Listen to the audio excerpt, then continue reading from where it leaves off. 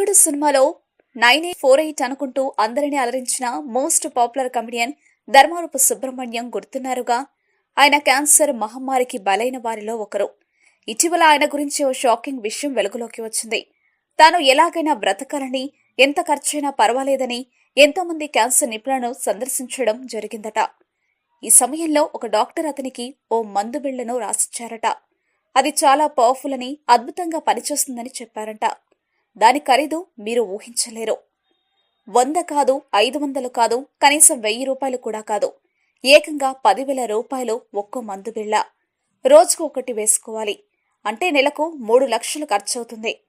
మామూలు వ్యక్తులైతే ఆస్తులు అమ్ముకోవాల్సిందే.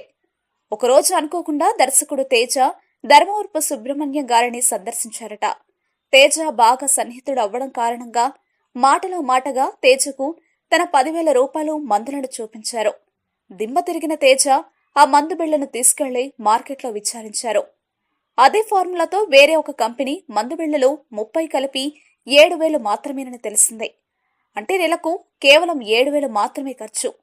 ఎందుకైనా మంచిదని డాక్టర్ గారిని ధర్మవరపు సుబ్రహ్మణ్యం గారు డాక్టర్ రాసిన మందు బిళ్లను, వేరే కంపెనీ మందు బిళ్లను చూపించి ఈ రెండింటికి తేడా ఏమిటని అడిగారట.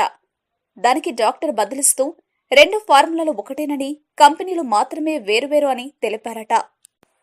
షాక్కి గురైన సుబ్రహ్మణ్యం మరి ఎందుకు తక్కువ రేటు మందు బిళ్లను రాయకుండా ఎక్కువ రేటు గల మందులను రాశారు అని అడిగారట. దానికి డాక్టర్ ఇచ్చిన సమాధానం విని మైండ్ బ్లాంక్ అయిందంట. డాక్టర్ అసలు ఏం సమాధానం ఇచ్చారంటే, మీరు భరించగలరని, కానీ వాస్తవానికి డాక్టర్లు కమిషన్ల కోసం పేషెంట్లని ఇలా దోచుకుంటున్నారు. ఇలా క్యాన్సర్తో పాటు ఈ డాక్టర్ ధర్మవరపు సుబ్రహ్మణ్యాన్ని అన్యాయం చేశారు. మా వీడియోస్ మీకు నచ్చినట్లయితే లైక్, షేర్, సబ్స్క్రైబ్ చేయండి.